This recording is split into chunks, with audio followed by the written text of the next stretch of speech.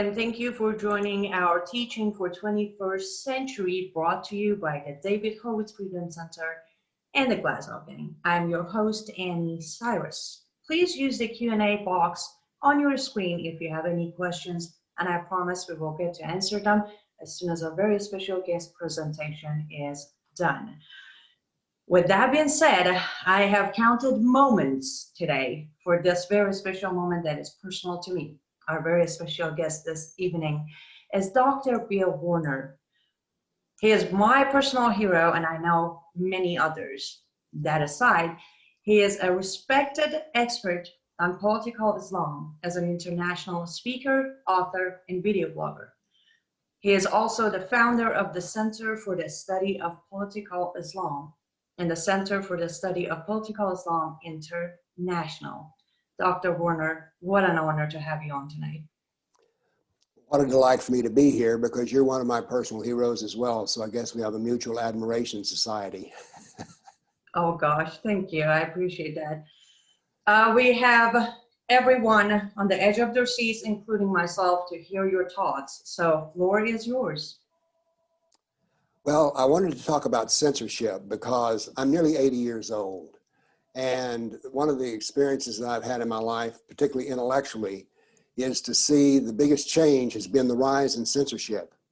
I grew up in America and freedom of speech was just taken for granted. I mean, everybody could say what they wanted to say. They may get angry, but you could say whatever you wanted to say. But we're seeing today the censorship is really terrible. And I thought I would illustrate a little bit about this censorship by just telling you my own personal story. I got into this, what I call the game of political Islam because I was a scientist. And on 9/11, I'd been reading about Islam for a long time. And so I made it my task as a scientist to make Quran, Sirah, Hadith easy to understand so that anyone could see what Muhammad and Allah said, good or bad. So I wanted to also, as a professor, I wanted to put together a teaching method. And so I put together a four-stage teaching method so that you could teach it yourself. So that's who I am in terms of how I got into doing this. Now, before censorship, and there was a time before censorship, as a subject matter expert, I traveled over Canada, England, United States, Czech Republic, Denmark, Germany, Austria, Serbia, Macedonia, Slovakia, Kosovo, Poland, and Israel. I spoke at the Danish Parliament and the German Bundestag. I advised European Union Parliament members, politicians, heads of intelligence. Let me pause right here. One of the scariest things I did on this trip through the Balkans was to speak with some intelligence officers, indeed the head of intelligence. Spent an hour and a half with one over lunch. I was horrified at the lack of knowledge this man has. I couldn't believe it. So I tried to educate him as much as I could in a setting, but when I left, I realized we have a very big problem. Then one day I got a telephone call from a man who identified himself as a law officer, and he said he wanted to meet with me. I said, "Am I in trouble?" He said, "No, you're not in trouble at all, but I need to talk to you." So I met with this gentleman at a bar that served pork barbecue. It turned out we had several meetings, and every one of them occurred at a bar with served pork barbecue. And I said, "What's the deal? Because police don't call me."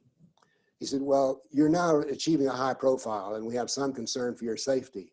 So we want you to know that we're watching your back." I thought, well, that's kind of good. But on the other hand, it's kind of puts a bad day in your life when your police are telling you they're having to watch out for your safety. But here's my point. Before I became a racist, hater, bigot, Islamophobe, I was respectable. I was like an ordinary guy. Now then, before censorship, and I had a great life. YouTube had millions of views on my Why We Are Afraid. And indeed, I got several emails from YouTube wanting to talk to me. I ignored them until finally my office phone rang and they said, "Look, we want to talk to you." It says, "You're making good videos, but says you don't know, you're making videos that are watched a lot, but you don't know anything about making videos. So we want to help you." So for 6 weeks, I had a personal person that would answer my phone and to give me advice. So this was really nice. Then Amazon, my book on Sharia law, was #1 bestseller. I sold tens of thousands. On Google, if you Google the term political Islam, you got the first 4 screens were all mine. Now that seems impossible, but I created the term political Islam and it was becoming popular, but not so popular, but while I dominated all the search results. So interviews poured in, lecture invites poured in. The future was so bright I had to wear sunglasses. It was good. Then it changed, and it changed like a thunderclap. The Tennessean is the largest newspaper, back when we had newspapers. Actually, we still do, but they're not very powerful. In this day, they were powerful. There was an article that appeared on the front page of the Sunday edition above the fold, picking me out and saying that I was a racist, a bigot, and I hated Muslims.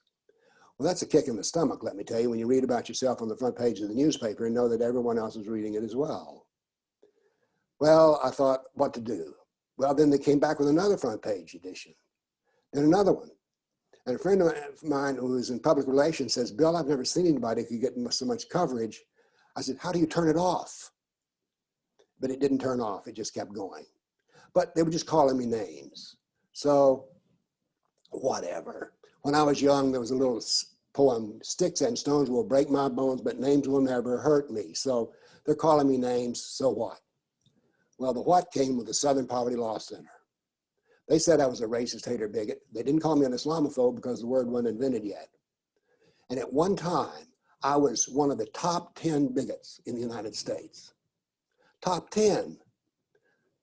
Who knew I'd make a top 10 list of anything in the US, but here I was. It turned out my hatred was so powerful that the Southern Poverty Law Center said that Nashville was a hate city. And so here I was, a common, ordinary person, and now I'd transformed 1 million people into haters. I didn't know I had that kind of power, but evidently I did. Now, that was bad, but then it got worse. Soros's group, Media Matters, had a meeting in Florida, and what the SPLC said, and they were the key person on the program, said, it's not enough to shame these people. We need to drive them out of business. Bang, in short order. YouTube demonetized me, took my $12 million view down. Google, when you Google political Islam now, you only got 2/3 of the results were blown away. Facebook, of course, shadow banned me. PayPal dropped me. Why, I don't know. I violated something called terms and conditions. Who knows what those were? I got a registered letter from a high-powered copyright firm in Manhattan who said that I couldn't use the MasterCard logo. MailChimp made it worse by all of a sudden saying that they could ban somebody that was paying for their mail delivery service, which I put my newsletters on. They could do it if they wanted to, and they wouldn't give you your contacts back. Well, I use MailChimp. So now then, every time we send out a newsletter, we back up all of our contacts because we don't know it'll be taken off. GoDaddy, a registrar of names, is suddenly taking off people they don't like. So I now live in a world on the edge of a precipice. My FBI papers, I used to write white papers for the FBI. They were purged as well. I do have one point of pride. I know somebody who was involved in the purge of the FBI records under Obama. And they said, mine was the last one to be purged because there was, the man said, look, these are just statistical analysis of how many words on a subject. And the Muslim Brotherhood guy said, it offends Islam, take them down. Then protesters started showing up inside my lectures and outside. Life was getting exciting. A conservative group at Vanderbilt University, which is here in town in Tennessee, where I went to undergraduate, and I used to be proud of that, got invited to give a lecture by this conservative group. So I chose a good topic, I thought, a statistical analysis of Islam's fundamental text. Well, I gave the lecture. When the lecture was over, a man stood up in the back of the room and started screaming at me in the top of his voice, you're a racist, you're a hater, you're a bigot. Again, not an Islamophobe because it wasn't there yet. And then he started repeating himself over and over again, thrusting his finger at me. And he says, what is the implied racism about that sign behind you? And it was the name of the conservative group in black letters on white paper. I was like, this guy's off the rails. All of a sudden, but I didn't say anything because I found when people are doing these kind of things, they will inevitably finally stop to inhale. He stopped to inhale and the person stepped in the room and says, the room has to be emptied, another lecturer has to come in here. So a little part of the story, there was a young Jewish lady there who's a friend of my good friends, and she had come to hear me. She knew what positions I had on Islam, and there was a little queasiness. She was young. But she walked over to the man who was standing at the door to waylay me, and she said to the man, who turned out to be the head of the Middle East department, she said, you know, you came to my Judaism 101 class and said that Islam had a special place for Jews. She said, I want to hear what the story between Muhammad and the Jews was. He says, oh, these conservatives. He says, I don't want to hear about conservatives. I want to hear about Muhammad. He turned on his heel and left. Now then, why do they censor us? Simple. My wife, who is an internet researcher, taught me this about reading on the web. Scan the article and read the comments. When you read the comments in the early days, you had those who knew something about Islam, you had Muslims, and the left. Well, what happened was, over a period of time, we beat everybody at the debate game. And so finally, they just sort of stopped coming on, except the left would pop in and say, oh, all religions are bad. So therefore, the reason we're censored is they cannot out-debate us, and so they deplatform us. Now let's talk about freedom of speech. Freedom of speech is our most human quality. If you can no longer talk about what you think and feel, you're not really human. Without freedom of speech, there is no freedom of press, there's no freedom of religion. It's key to what we'll be able to do. It's how we change governments, it's how we change everything, is by free speech. It is the intellectual foundation of our civilization. It is so important. We have two cornerstones. Critical thought, and the other is the golden rule. Between, we have the foundation for our intellectual world, and we have the foundation for our ethical world. And that is what's being taken away. If we don't have facts and reason, what do we have left? We have riots, assassinations, screaming, burning, and force. I want to read you here something from a professor. I get regular invites to debate on various platforms. I always say no, because debate, translation, critical thought, is an imperialist, capitalist, white supremacist, cis, heteropatriarchal technique that transforms a potential exchange of knowledge into a tool of exclusion and oppression. That's what her students would be like as citizens. So free speech is critical, and we're losing it, particularly in the universities. Now, the standard censorship is what I call deplatforming. As a matter of fact, other people use the word as well. You just simply can't talk. But there's also an invisible censorship. Let me give you an example. General Stanley McChrystal was the head general in Afghanistan, and he wrote a paper on how to win the war in Afghanistan. Well, I got a redacted copy of this, which meant it had no dates, no places, no names, but I was looking for 3 words, and I found not one of these 3 words: jihad, Islam, Muslim. Now, how are you going to win in Afghanistan without knowing what the doctrine is that drives them to go to war? Here's another one. 90% of the professors at Vanderbilt University are left of center. So where's the conservative viewpoint going to be found? Well, it won't, will it? You're censored without knowing it. In Tennessee, the textbooks now used in our high schools say that the high point of human existence was the Islamic golden age. They also say that Islam was the first to give women their rights. And so what are you going to do when you take a test? Oh, and they also say that Christians, Jews, and Muslims all belong to the same family of Abraham religion. So imagine you're a high school student in Tennessee and you take a test. And one of the questions on the test is, are Islam, Christianity, and Judaism members of the family of Abraham? And you say no, because they're not. You will be graded by the state as being wrong. This is censorship. I spoke with a lawyer who taught at the law school at Vanderbilt. She taught Sharia law. So I had a cup of coffee with her. I said, what do you teach about women's issues, and what do you teach about jihad? She says, I don't teach that at all. I said, what do you teach? She says, we teach business law, Sharia business law. So I asked her a few more questions, and she didn't know Sharia from Shinola, Sunnah from Tuna. So here we have at a top, so-called top university, we have someone who is teaching Sharia and knows nothing. This is a form of censorship. I saw a doctor on the web who is a member of thousands of groups of MDs who wanted to talk about the COVID virus. Well, he came to England to talk about it, and when he spoke in England, they arrested him. A friend of mine who's an FBI agent, retired, spoke with some young FBI agents, and he said, don't you want to know about political Islam? And they said, oh no. Why? Because if we use anything about Islam in the FBI, it'll hurt our career. Then we have another form of censorship, the New York Times. Their motto, all the news is fit to print. Good luck. I've read several of their articles on Islam, and the only part of Islam they tell is what they would call the nice part. And think of all the things we can't discuss: political Islam, race, gender, immigration, and climate change, and that's just a short list. Because now then, if you speak on these issues, it's not that you're wrong, you're immoral, you're a bigot. Now today, the sword cuts against conservatives, the sword of censorship cuts against conservatives and libertarians. But censorship is totalitarian. The day will come when it'll cut in the other direction too. And the First Amendment, which is supposed to protect us, is just an invitation to a legal battle, which I cannot afford to pay. Now, here's the really bad news.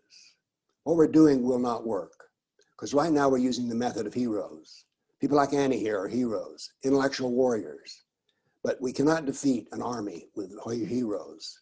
Warriors don't defeat armies, and we're trying to do that. Now, we have some incredible people, but we need to have groups. Islam has roughly 1,400 Muslim Brotherhood groups in the United States. Our problem is we have wonderful individuals, but using them is like herding cats. Worse than that, it's like herding tigers. And who would run such an operation anyway? I couldn't imagine a Kafir Pentagon with top-down running a war. And besides that, when you have top-down management, even if you have a lot of money, you have a problem. And that problem is it can't come up with clever ideas at the grassroots level. Let me give you one of the most clever ideas I know about. Steve Amundsen is in California. And in California, it turns out, at the shopping mall and the food courts, it is considered a free speech area. So Steve takes a simple card table, 3 foot by 3 foot, with folding legs and a handful of brochures, several thousand brochures, and goes to the shopping mall. He hands out brochures about Islam. Incredible. Such a cheap, easy idea, but it wouldn't come with that with big thinking. So we need to acknowledge the genius and knowledge of all Kafirs.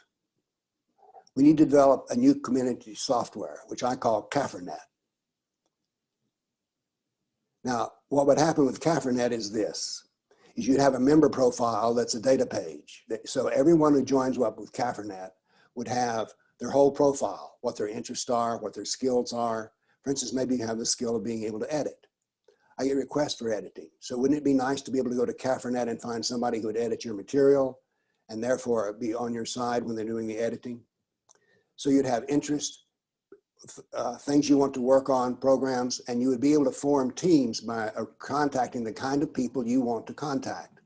If you want to work with Christians who are persecuted, you'd be able to find people who are interested in dealing in Kaffernet because of their profile, that they dealt with women, religion, or whatever else. So if you needed an editor, you'd go to Kaffernet. You could create your own project and then send out an email to the group you want so that you could get help with it. Now this Kaffernet is under development and is the second stage of what a program we're working on. Our first stage was developed over a 6-year period in Europe, CSPI International, and we're bringing it to the United States now. CSPI International will teach scientific methodology, language, research, and education and administration. Using the right words is incredible, and you need to use a scientific approach. We want CSPI International to be in all 50 states because we want somebody at every state capital so that we can do lobbying with a national impact. We think that Islam is a global threat and demands an international solution. If you're interested in this, call me just contact me on politicalislam.com, contact us. So that's where I see we are in the United States here and the rest of the world. We're losing our most precious freedom, the freedom of speech, which means the freedom of ideas, really the freedom of life. I don't know what we're going to do about it. We're proposing a solution which would create an army, an intellectual army, so that our heroes would have an army behind them, because that's what we need. So that's where I stand on the censorship of the 21st century. It's one of the worst problems we have politically, and I don't think we can survive unless we deal with it. Thank you, Annie. Not that I wasn't aware of everything you just explained, but when you hear it again out loud, the first thing I remember is when you said no freedom of speech. It's interesting that if you live in an Islamic country like I did, actually freedom of speech, the lack of freedom of speech is way more obvious than freedom of religion. Not that freedom of religion exists, but under certain circumstances, you can become a second-class citizen. But as far as freedom of speech goes, absolutely zero. And it feels like they're already doing that. Well, of course, for now, it's only with conservatives and, of course, ex-Muslims. But gradually, it's going to literally take over and become it, where there is just absolutely zero room to say anything against or bad about Islam. Am I correct? Yes. And when you don't have freedom of speech, Annie, you really don't have a real life, or at least that's my opinion, because you can't have thoughts that involve other people. So freedom of speech isolates us as individuals. It's harmful to us. It's harmful to the nation, and it's harmful to our civilization. I really don't see how we can survive if we lose freedom of speech, and it is definitely, from my personal experience, under attack.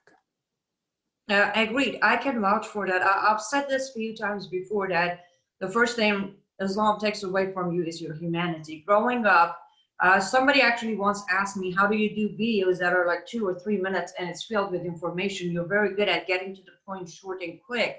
And I said, growing up, where I grew up, I knew for a fact I had 10 to 15 seconds to say what I wanted to say to my father before he would shut me down. So automatically as a child, I developed the habit of getting to the point quickly before I'm shut down. And that's exactly how you grow up in Islamic countries. You either are like me and still take that 10, 15 seconds to say it, or you just don't say it. And then the pretenders start to catch up with you. There's a point where you hate yourself because you're acting to be someone that you're not. I could not imagine such a thing. But now I'm real keen on saying what I think. But I think that everybody should be able to say what they think. Why should the government or anybody else tell me, or the big tech giants? Why should Facebook tell me what I cannot think about and talk about? I don't understand that. As a matter of fact, I'm rather radical on free speech. I'm for hate speech. Now that sounds like a dreadful thing to say, but by that I mean what we've done is define hate now as something that offends a protected minority. Well, sometimes we all need some criticism, and yet what we're saying is you can't criticize at all. My grandmother was very forthright in her speech, and she's the one who taught me to say what I thought and mean what I say. So this is something very precious and dear to my heart.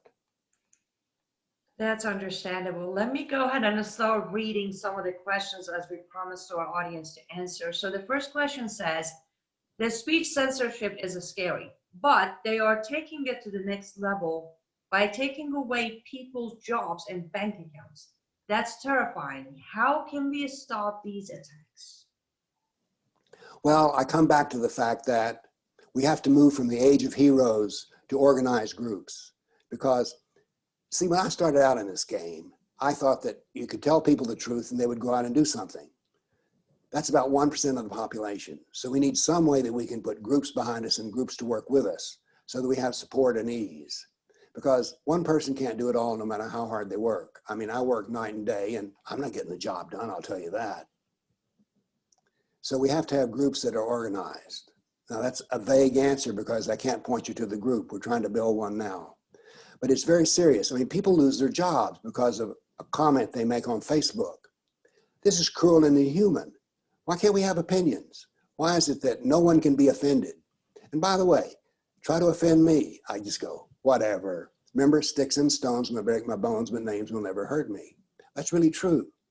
But we need to be able to protect people, and their jobs should be secure, but even if they have the wrong political ideas. So I don't have a real answer that you can go out and do tomorrow. But we need to understand, first off, it's something that's being taken away from us. We're losing our very humanity.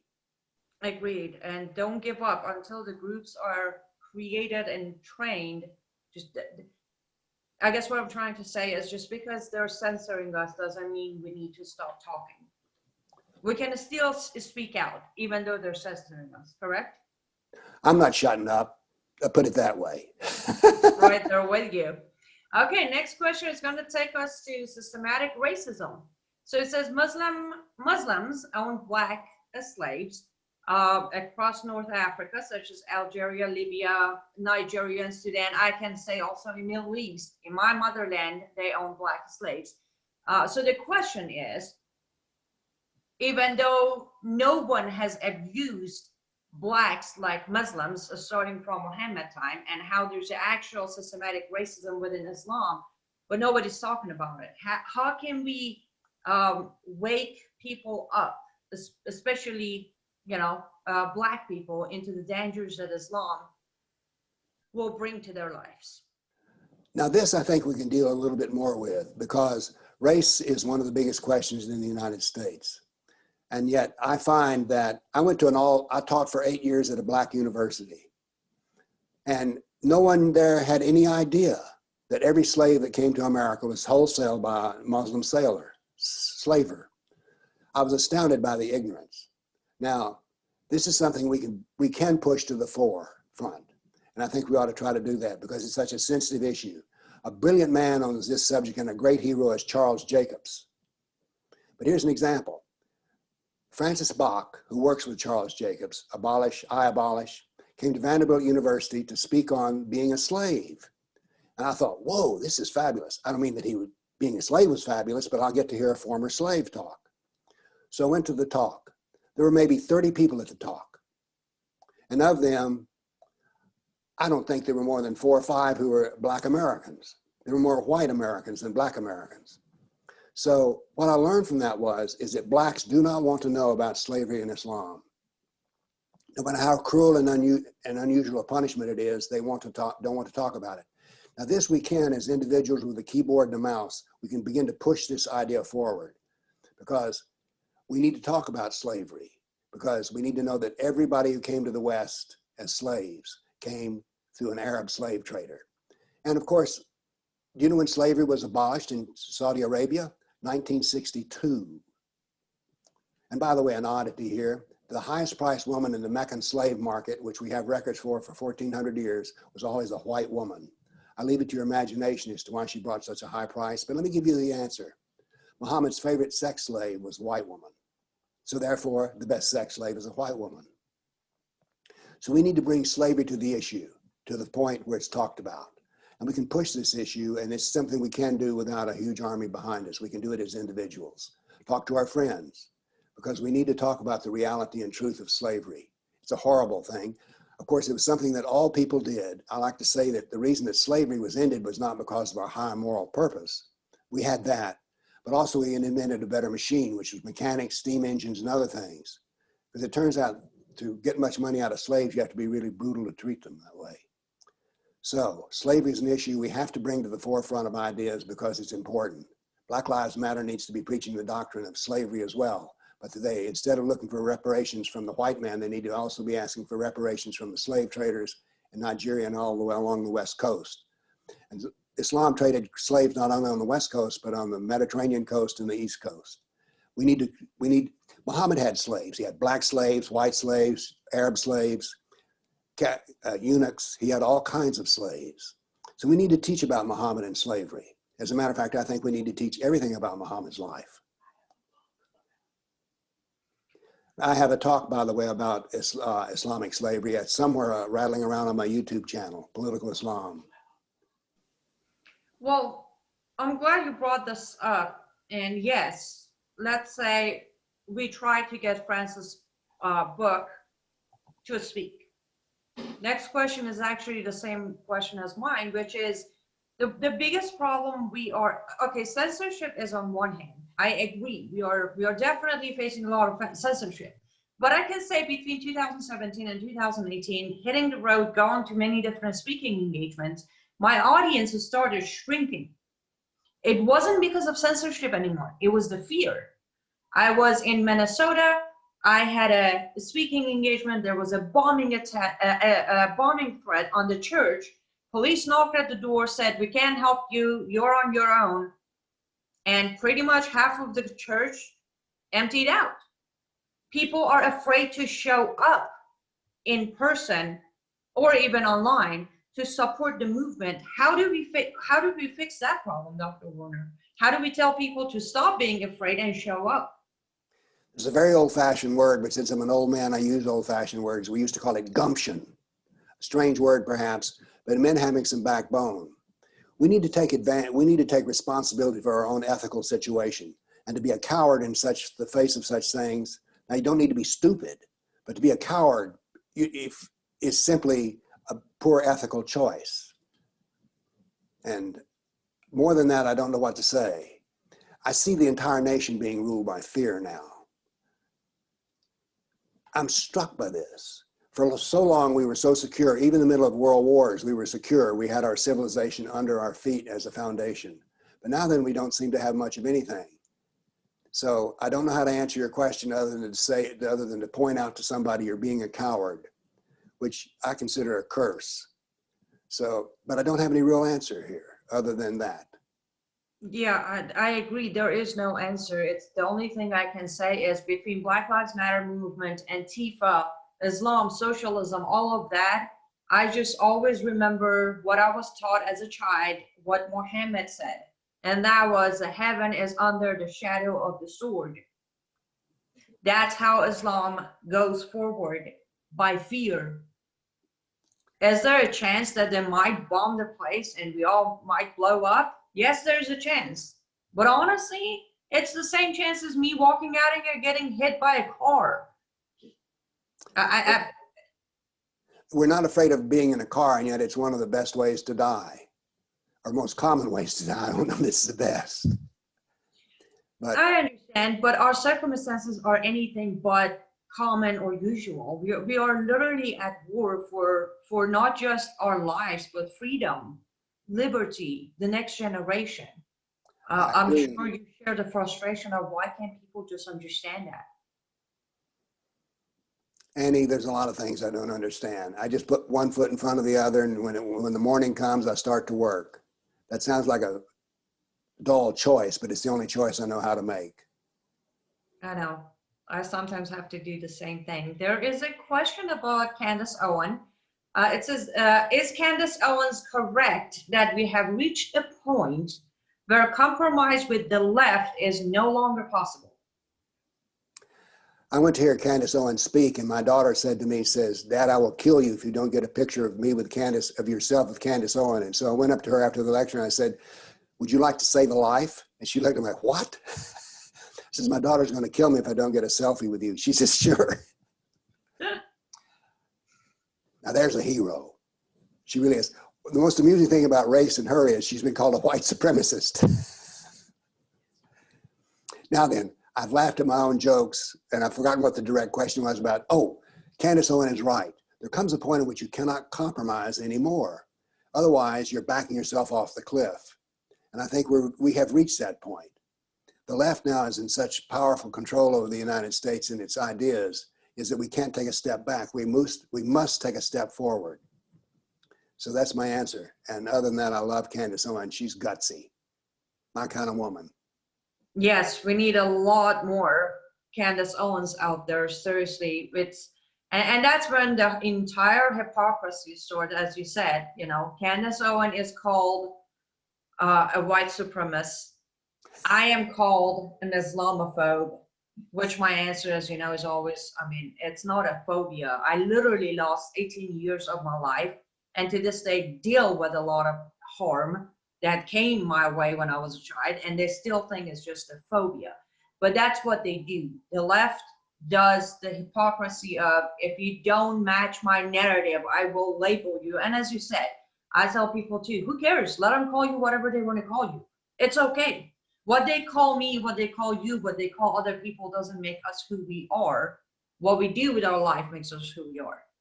But again, it goes back to, I guess nowadays people are sensitive to what they're being called. When anyone calls me an Islamophobe, I ask them, what is this Islam that I'm supposed to be phobic about? I steer the whole conversation over to Muhammad and Allah. The reason I like to do that is they don't know squat about Muhammad or Allah. So now then they have to defend themselves on a subject area they don't understand. I don't deal with the phobia, I deal with Muhammad and Allah. But of course, that's what I deal with all the time. Exactly. Now let me ask you this. Who is Muhammad? There's two answers. Well, there's several answers to this question. The historical answer is we have no proof of his existence. He's a man who's all powerful in history, and yet we don't find any trace of him when he was alive. Supposed to be alive. Now then, I'm going to give you another answer. That is, I'm going to accept what is given as Muhammad in the Sirah, the autobiography of Muhammad, not autobiography, the biography of Muhammad. And in the Sirah, we need to understand this. There are two different Muhammads. There's the Muhammad who preached the religion of Islam in Mecca and converted about 150 people in 13 years. That's about 10 a year. But he was a failure at teaching the religion of Islam. They ran him out of town where he went to Medina. And in Medina, he became a politician and a jihadist. And I'm not making this up. This is clearly spelled out in the Sirah. So, as a jihadist and a politician, he became an absolute and complete success. So the two Muhammads, the one who was a failure was a religious teacher, and the one who was successful was a jihadist and a politician. So which of the two Muhammads do you want to talk about? Well, of course, if they want to convert you to Islam, the first they tell you about Muhammad in Mecca. They don't introduce you to Muhammad in Medina until you're all the way on board. They call it a matter of gradual revelation. So personally, I don't think Muhammad existed. The historical proof is not there. There's too many things that go against it. But I accept his existence so I can talk with Muslims and others who have heard the story of Muhammad. So it's a complicated answer, but he's a complicated man. I'm so glad you brought that up. If you don't mind me sharing a quick track with the story. I was at a school and we were taught about no-nos in Islam. And what? No-nos, things that we are never ever to do. Right. Of course, the very first one was you'll never ever question words of Allah. That was the first thing we had to learn. But came fifth or sixth one was you're never allowed to draw a picture of Muhammad. And the first question I asked, which earned me a couple of days of suspension from the school, was, so is this why there is absolutely no trace of his existence? Because nobody was ever allowed to draw him? We don't even know how he looks like, and there are different explanation and description of him in the history. That's always been a question for me. Why is it that nobody's allowed to have any imagination of Muhammad's face? You're right. I never thought about that. I think it's so odd that Islam basically crushes all art. Sculpture, painting, symphony. I think Khomeini, when asked about Beethoven, had never heard of him. Didn't even know the man existed. That's a great loss. For himself as well, I might add. But of course, he also said there was no humor in Islam. And as a guy who likes to crack wise and make jokes, I'm like, I don't want any of that. Life is too short. I need to make some jokes on the way through it. Thank you. Goodbye. Well, but the general picture of it as in Islam, when either reading Quran or reading Hadith, the bottom line is, first of all, a human being is nothing but a slave to Allah. Allah refers to his creation as a slave, including the word abid, right, which is a slave to Allah, a devout Muslim. The bottom line is, you're not supposed to enjoy life. You're not supposed to be happy. You're not nothing except Allah, prayer, and Muhammad is allowed to make you feel good about life. With that being said, there is no music. There is no instruments. There is no drawing. There is just nothing that can build up in your spiritual happiness. They literally tell you, no, you can't be happy. And that's another part of being miserable. It's not just about 72 versions. They don't blow themselves up to go get to 72 versions promised. Some of them do.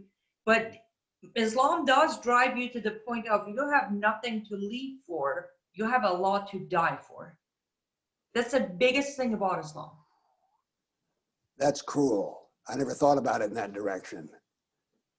You have nothing to live for and something to die for. I've been there. There was a time in my life that I felt that I have a lot to die for. I was about 13 when I felt like dying is a lot more rewarding than living a life.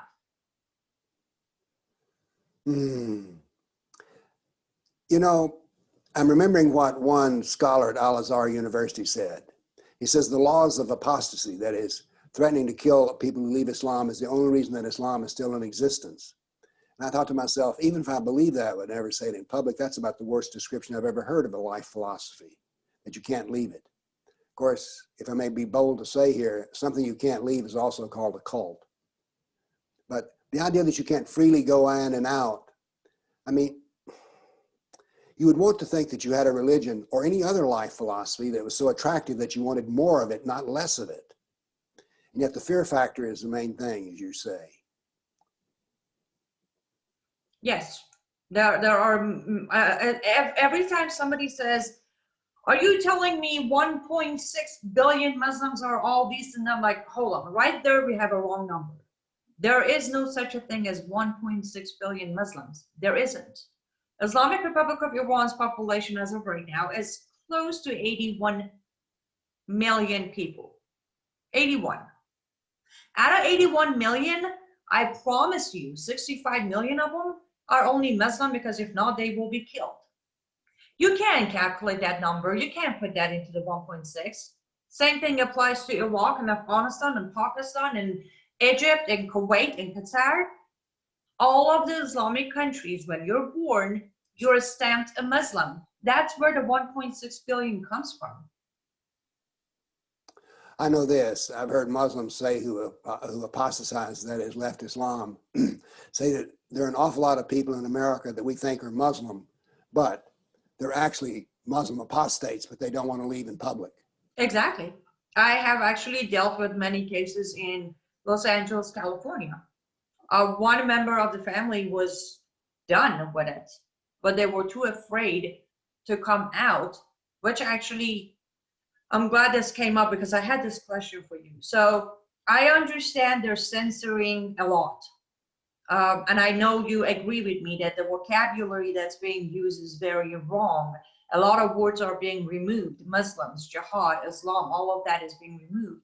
But one thing I can't get over is when, based on actual reports by FBI and Homeland Security, there are average of 24 to 36 honor killings taking place in America every year. But none of them are being called honor killings. Don't you think that matters? You know, we were talking earlier about people not having courage. One of the groups of people in America that don't have courage are the so-called feminists. Honor killing is the worst possible feminist doctrine you can have. And yet, we don't find that people speak out about it who are otherwise very critical of, say, white supremacist males in our society. But if you're a Muslim and kill your own daughter because she wore blue jeans that were too tight, they don't have anything to say about that. These are serious issues. I was raised by two women, my mother and my grandmother.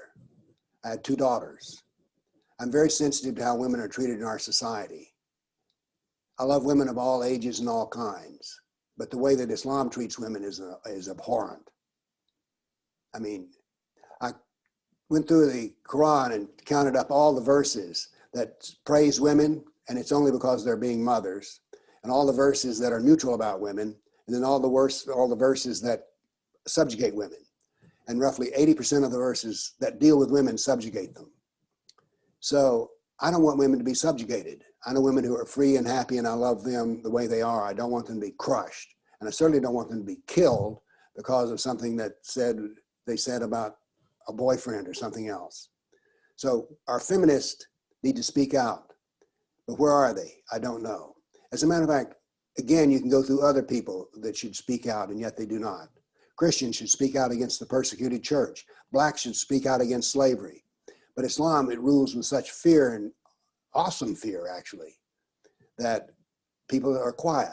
So we need a lot more people like you and me, Annie, who are willing to say what needs to be said. Because I'm looking towards the end of my life, but I can say this. I stood for those who are weak, and I stood for those who are persecuted. And everyone else needs to do the same. This is not some high moral purpose. This is just being an ordinary person. How could we stand by and see people so brutally treated? I cannot do that. I agree. I wish more people would speak out, and I wish a lot of social workers who are running into houses of those who are not agreeing with their 6, 7, 8-year-old children going into transgender classes to take them away, they would actually run to Minnesota and save those girls who went through female genital mutilation by a Muslim doctor in America.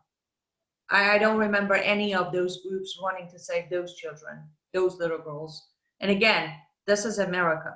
I understand sometimes people tell me my story is old and far. Yes, Old. I had Americans tell me, listen, what happened to you breaks my heart, but your story is far and old. All the rest of them are not old, they're not far. They're here in America, recent. So it's not about how old the story is, and it's not about how you recover from it, and it doesn't matter where it's taking place. The bottom line is when you wake up every morning, whatever your faith might be, you were all created equally. And you want to talk about equal rights? Every single little girl between age of 6 and 8 that was mutilated in that clinic in America should have equal rights to be safe. I knew a woman who was a surgical nurse, and they saw their first person from some part in Africa who had full FGM, and she was under anesthesia, and they called everybody they could into the OR to look at this woman. They could not even understand the anatomy the way it was working. She was horrified, but nothing was said or done. As a matter of fact, she went ahead to say that the way law is, we're supposed to put them back just together like they were. But she says, I did not recognize her as being as a female, actually, with what I saw. Yeah, cover up.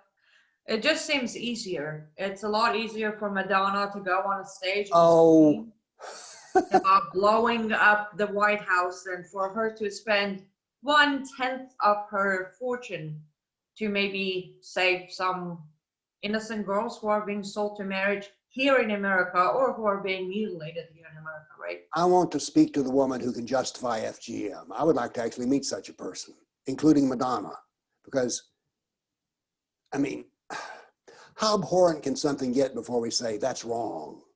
But, oh my goodness, they're a protected minority. I can't say that FGM is wrong because that would offend. Some people would even argue that fighting against FGM is like some form of bigotry and hatred. We're supposed to, all cultures are supposed to be the same. Where did that crap come from? A culture that removes the clitoris from a woman is not equal to one who sees health as a sexy life. That didn't come out quite right, not sexy life, but a full sexual life. I'll make that sound right in some way and garble it, sorry. No, I understood it. But yes, unfortunately, you're right. We need more people to speak out, and I don't mean we need more, I call them keyboard ninjas. I mean physically, we need to get out there. And I'm not advertising new bonnets. I'm talking about showing up to peaceful rallies, showing up to webinars, showing up to seminars, whatever it takes to get educated. One thing you need to know, I'm sure you can agree with me, Dr. Warners, if you don't read the Sirah and the Quran, you don't have what it takes to debate these people. They will twist it so easily, you lose the debate. As a matter of fact, I tell my students, don't start with the Quran at all. Even if you're trying to educate someone else, you want to start with Muhammad. The reason is anyone can understand Muhammad because he's a man. But understanding Allah, well, that gets a little like woo, woo, woo, woo, and what do you say? So the thing about reading the Sirah is this. It's a fascinating story. You have spies, counter spies, torture, rape, sex slavery, slaves, deceptions, battles, assassinations. It is a great story. Now that I didn't say I support Muhammad, but what I'm saying is it's like a Hollywood movie. So to read about Muhammad and the Sirah is not a dull project at all. Now the reading the original is kind of heavy lifting, but that's the reason I and others have made the Sirah easy to understand. That's very true. Okay, we do have time for one more question. Let's go with this one. Does having Muslims in law enforcement discourages Muslim women from leaving Islam in the USA because it might not be safe? Now, since I've already been called a bigot, let me establish my bigotry with this answer. I do not think that the law enforcement or the military should accept Muslims. The reason is we differ basically on the fundamentals of law. Our Constitution is not the fundamental law for a Muslim because it violates the Sharia. So if you don't really support our Constitution, I don't think you should be involved with defending it because you can't really do the job. And I agree with you. If a Muslim police officer shows up at the door and a woman has been beaten by her husband, he's not going to do anything because verse 4, is it 34 or 24, says you have the right to beat your husband. 34. 34? I always get that confused. And every time I say, why don't I remember that right? I don't know. But anyway, he would not want to take her down to the police station. You're supposed to take the husband down to the police station, but he would never do it. A Muslim does not support our legal system because their legal system is the Sharia. And the Sharia says you can beat your wife. And it says a lot of other things too, none of which are complimentary to women, I might add. No, not at all. Okay, here's my personal last question. Dr. Bill Warner, please tell all of our audience, where do they go to learn everything you're putting out there and get more educated and keep up with your upcoming program? Go to www.politicalislam.com. I've got more books than you can read, and it's not just books. Remember, I sell an education system. Fantastic. Thank you so much, Dr. Warner. It was a privilege and an honor for me personally, and thanks for sharing your wisdom with us. Oh, well, thank you. You're a great person and you're doing a great work. Thank you ever so much for your courage. Absolutely, my pleasure. And to our lovely audience who has stayed with us until now, thank you so much. And remember, these webinars are brought to you by the Glasgow Gang and David Horowitz Freedom Center for free. So if you like to support these webinars, consider going to frontpagemag.com and make 100% tax-deductible donation. Until next week, you all stay safe and goodbye.